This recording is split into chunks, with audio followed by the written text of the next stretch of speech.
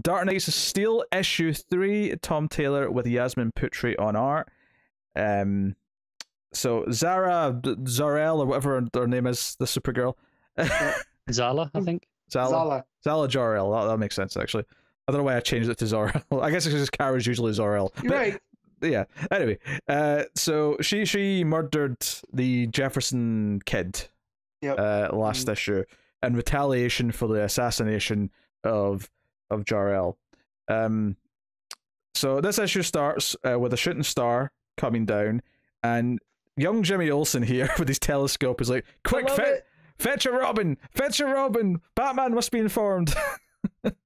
Yep. So I mean, this is just playing with the DC stuff at this point and having fun with it. But it is, and it's a very green shooting star, as you can see already. Right, which I'm like, oh, it's the Star Heart. I was wrong. Yes, you were. So Batman wants to go out and check it out, and Amanda Waller and Cora are like, nah, it's not a good idea. But Lara's like, no, okay, go out, but come right back. Also, I'm sure Matt nerded out at the mention that Harley should go and speak to the lady of the forest, or whatever they call her. I addressed this on Twitter because Taylor's teasing a lady of the forest. And then I replied saying, I want to, as soon as we're doing, fantasy time, let's go Full King Arthur, have a Lady of the Lake, and it can be Mira. Yeah. Right. But you're teasing a Putri Lady of the Forest, and we never get there this issue. Well, no, it's not going to be next issue either. Hey, they could swerve us. They could swerve us, and it'll be a female Swamp Thing. Not as cool, but I'm going to accept it. If it wasn't being addressed specifically to Harley, that would be a reasonable argument. Yeah. I just want Matt to be disappointed. Yeah. I mean, Matt's already disappointed. He didn't get to this issue. So. No. I got to the end, I was like, this issue was really good. There's just no Lady of the Forest. The fact that he's going to have to wait till like March to see it is disappointing enough. And then we get the Metal Men in this world, which are just a squad of people in different colors, really. They're knights. Yeah. It's a little bit weird, but they're talking about Magnus's lands, which I thought was cool. Like, he's a ruler.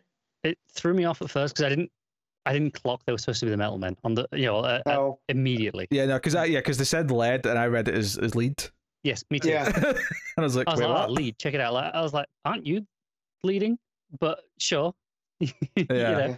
And then the next page it was like Metal Men. I was like, oh, lead.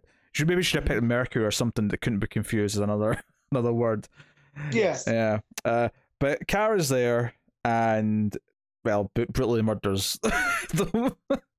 Gold or did Zara, not Zala did not stand a chance. Yeah. She just snaps that sword. Yeah. She's just on a warpath. Punches seemingly kind of right through him. There's an interesting effect here in the art, actually, because she uses her heat vision to like blast a couple of them.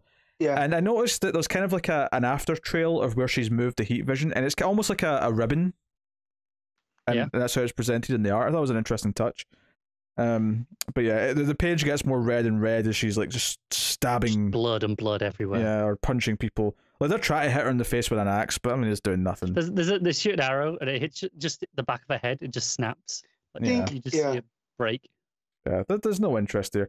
And it's one of these things, because as the issue goes on and we get this the Diana stuff where she's offended at the idea that they're accusing Zala of being this murderer, and so she would never do that. It did make me wonder, is there going to be a swerve here where it's not really Zala that's doing it and it's like some imposter?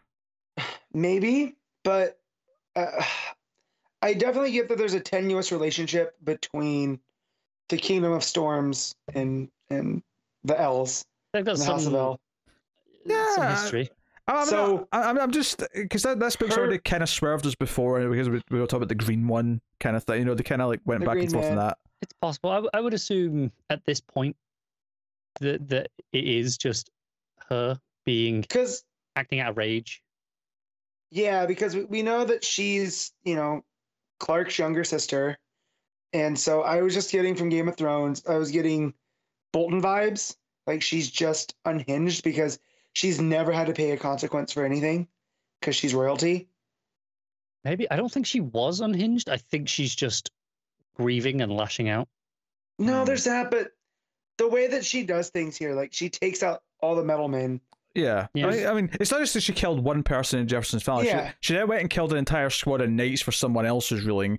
And then she's and you know, as we see in a bit later, she shows up and just annihilates Jefferson's ship and kills Jefferson. Yeah. Like, you know, that I would understand the grieving part, Connor, but like it's the Metalman scene that made me give again Ramsay Bolton or pre, you know, Jamie Lannister.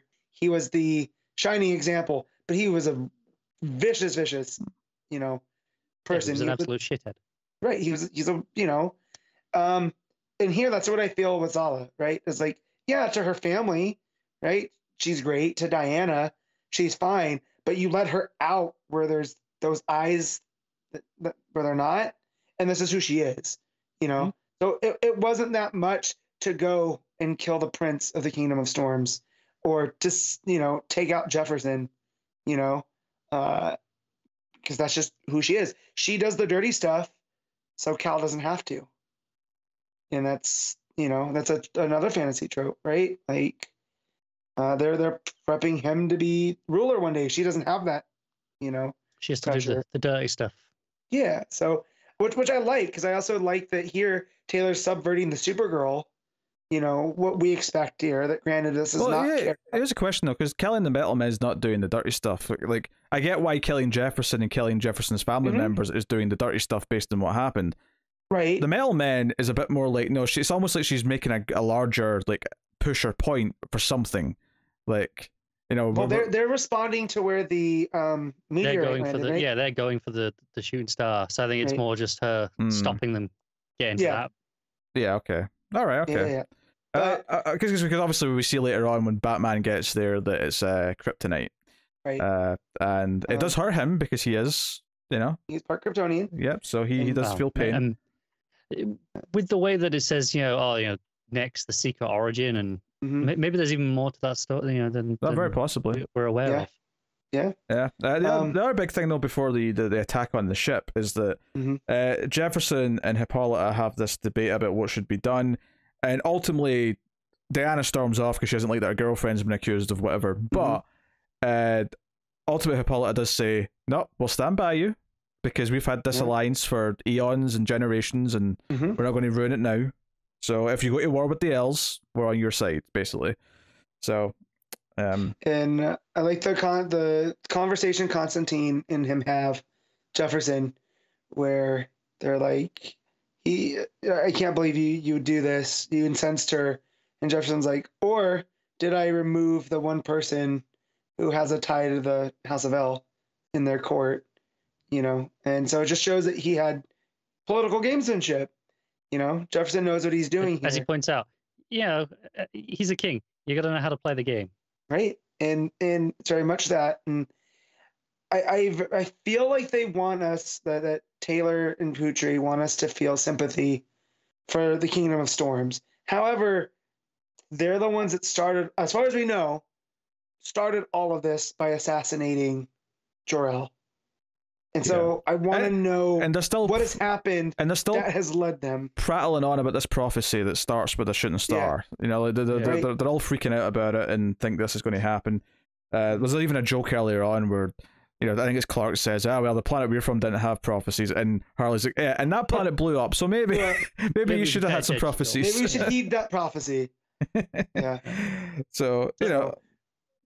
I do question, though, who is Zala working for? Assuming it is just her and she isn't, like, you know, possessed or anything. Right. We say, oh, you know, she's doing the dirty work. It doesn't seem to be for the House of El, though. No, because it started working. She is deciding it needs to be done on her own. I don't think she's been given orders by someone higher up. I would agree with that, except for the Metalman thing, because the Metalman, it was to stop them getting to the meteorite, right? Right. That was the clear objective of that. But the meteorite's gone, and she didn't take it. No. Chaos is a ladder, right? I mean, she could have flown it somewhere. How? Well, maybe not. She couldn't, specifically her. Okay. Well, what about the Green Man? What if the Green Man's playing a third side here? And whoever the Green Man is could have undue influence on Zala. I mean, they could definitely move the kryptonite with the ring. if she is getting orders from someone, if she's been taken over by someone or influenced by someone in a way that's either natural or unnatural, I would start to bring in like third parties we've not met yet in this story. Right. I would start to suggest, what other big thing can Tom Taylor take from the DCU? I'd be thinking something like, who would know that this is landing? Like a Brainiac who's in orbit would know, right? Or maybe not Starro, but like someone who could like connect to her mentally. Yeah, maybe like a Dr. Fate. Sort of like, yeah. Can Lords like, hey, of I Chaos looked and at the Order. stars, I saw it come in. Right. But also, magic to control. Right.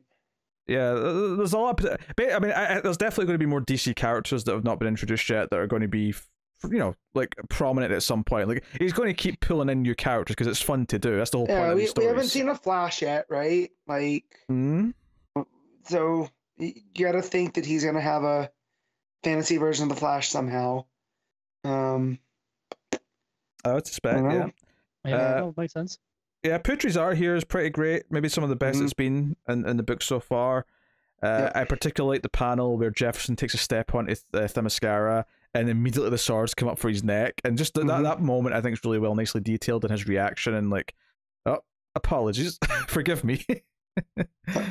Yeah, no foot allowed. And just, those other nice beats. I think pretty much everything with Supergirl looks great. So yeah, I mean, really nice stuff. Action's really nice. The colors, nice palette. It kind of pops when it needs to. Simple things like Jefferson's ship having the kind of the black lightning kind of design on all the flags. I mean, it's an obvious thing to do, but it does give it a bit of a vibe. You kind of recognize it, despite the fact that traditionally Black Lightning does not have a pirate ship. But right, maybe he should. Maybe he should. But I mean, that first panel where they just see her floating in the distance, and it's so like, good. Oh, you're screwed. Like you're screwed because she's there. You can't do anything. You can play with the look up in the sky. Yeah. Usually that's a thing of hope, not of doom. Yeah. Getting a bit of that Brightburn energy going here with this scene. Oh, for sure. I didn't even think about that. No, that's Dark Knight of Steel issue 3. Matt, what are you giving it? I'm giving this an 8.5. Connor? Yeah, 8.5 from me as well. I'll go 7.5. I think my inherent so boring. My inherent relationship with fantasy and the fantasy genre it just makes me like it a bit less. With the Falling Star, right? They sent Bruce from the House of L, but Kara got there first. That's why I say I think she's working for someone else, because someone else already took this, and why would it be someone from the House of L? It seems like the kryptonite that was left behind is just a remnant of what was there. It's just something that broke off. Yeah, it's a little piece that they missed. So Pete did bring up Brainiac. That's the only other Kryptonian thing. Well, yeah, because I could think of. I wouldn't think it was just a lump of kryptonite. I would think the kryptonite was like stuck on something. It was right, like a piece of a ship or something. Right. Which, yeah. So I was going back over again. Maybe this would be actual super. Maybe this is actually Kara's or who's landed, and we'll have both. Right.